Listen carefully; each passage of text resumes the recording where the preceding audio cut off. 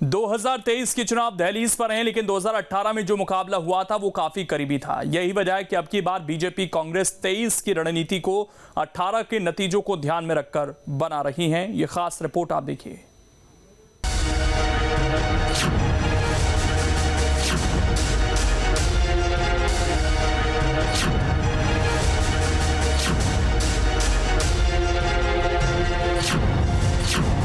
तो 2018 में बीजेपी को मिली थी बड़ी जीत।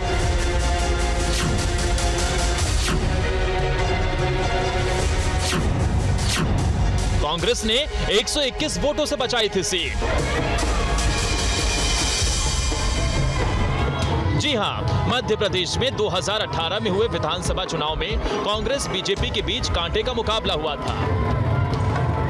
कुछ सीटों पर जहां हार जीत का मार्जिन ज्यादा था, तो वहीं कुछ सीटों पर थ्रोट कट फाइट थी। यही वजह है कि अब की बार भी बीजेपी कांग्रेस 2018 के परिणामों के पूरे बही खाते को ध्यान में रखकर रणनीति बना रही है।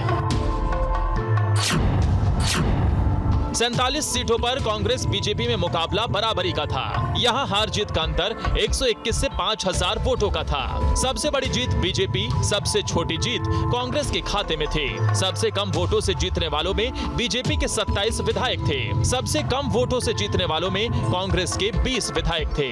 इनमें 12 से ज्यादा सीटों पर जीत का अंतर 3000 से भी कम वोटों का था। इस बार बीजेपी ने सबसे कम अंतर की हार जीत वाली 12 सीटें घोषित कर दी हैं। तो पिछली बार की टफ सीटों को ध्यान में रखकर इस बार प्लान बनाए जा रहे हैं। हालांकि कुछ सीटें ऐसी भी हैं जहां कांग्रेस और बीजेपी दोनों के लिए एक दूसरे के गढ़ में सेंध लगाना आसान नहीं होगा। जानकारी के मुताबिक बीजेपी कांग्रेस को 22 सीटों पर एक दूसरे के किले को भेदना मुश्किल होगा। इन सीटों पर जीत हार का अंतर 2018 में 35,000 से ज्यादा वोटों का था। इनमें से 11 सीटों पर कांग्रेस प्रत्याशियों की जीत 35,000 वोटों से हुई थी। 9 सीटों पर बीजेपी को और एक सीट पर एसपी बीएसपी को लीड मिली थी।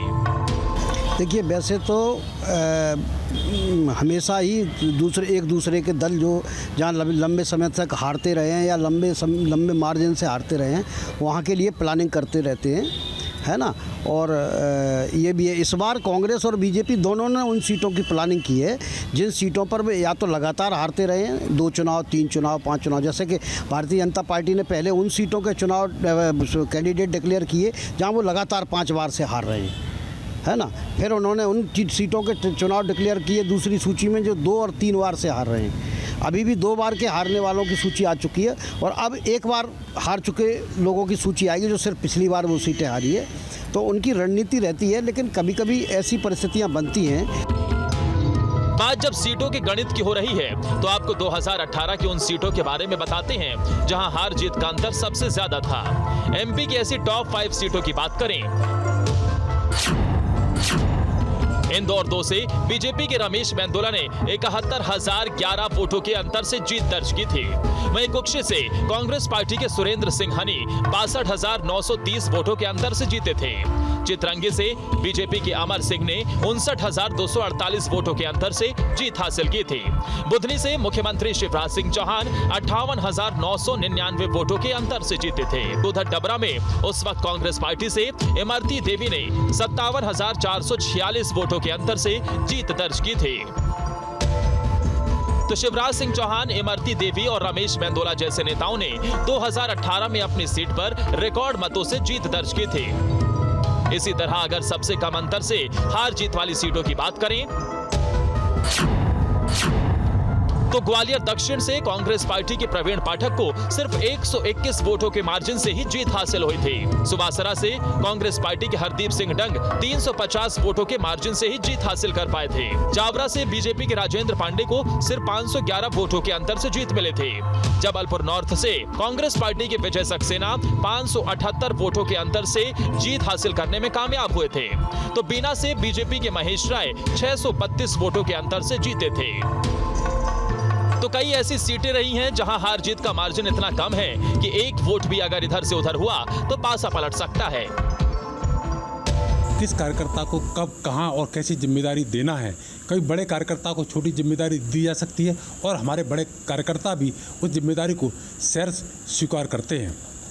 क्रिटिकल सीटों पर उतार दिए। आप क्रिटिकल सीटों की बात करते हैं, हम भारतीय जनता पार्टी किसी को क्रिटिकल नहीं मानती।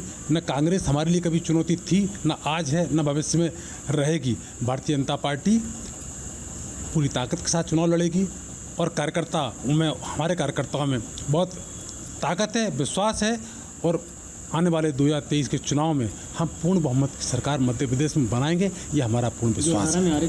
देखो, इस बार मध्य प्रदेश की जनता ने मन बना चुकी है पूरी तरह से, वो कांग्रेस के साथ है।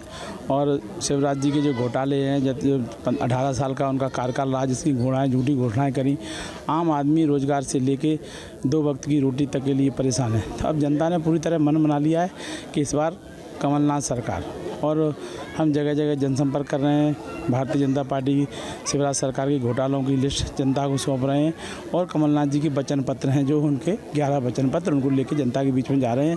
1500 रुपये प्रतिमाह महिला सम्मान के लिए मिलेंगे और 500 रुपये में गैस सिलेंडर मिलेगा, 100 यूनिट बिजली फ्री मिलेगी।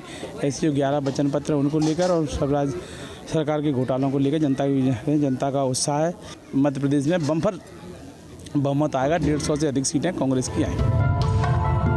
2018 में मध्य प्रदेश में कांग्रेस को 114 और बीजेपी को 109 सीटें मिली थी। मतलब दोनों दलों के बीच महज 5 सीटों का अंतर था। जबकि बीजेपी के कुछ प्रत्याशी ऐसे थे जो 500 से कम वोटों से हारे थे। ऐसे में समझा जा सकता है कि 2018 का गणित 2023 में कांग्रेस बीजेपी के गेम प्लान के लिए कितना अहम रहने वाला है। कई बार ये भी होता है कि जिस सीट पर उम्मीदवार ज़्यादा वोट हासिल करके चुनाव जीत चुका होता है, अगली बार वही हार जाता है। ऐसा 2018 में डबरा की इमरती देवी वाली सीट का हुआ, क्योंकि उपचुनाव में वे हार चुकी थीं। हालांकि भारतीय जनता पार्टी ने इस बार 12 ऐसी सीटों पर अपने कैंडिडेट्स पहले ही घोषित कर दिए, जिनसे पार्टी को जीत की उम्मीद है। लेकिन कांग्रेस भी अपने होमवर्क में बराबर जुटी हुई है। यही वजह है कि कांग्रेस अभी तक अपने एक भी प्रत्याशी का नाम घोषित नहीं कर पाई, क्योंकि कांग्रेस भी कहीं न कहीं अपने जिताऊ उम्मीदवार की तलाश कर रही है। Vinod Sharma, news state.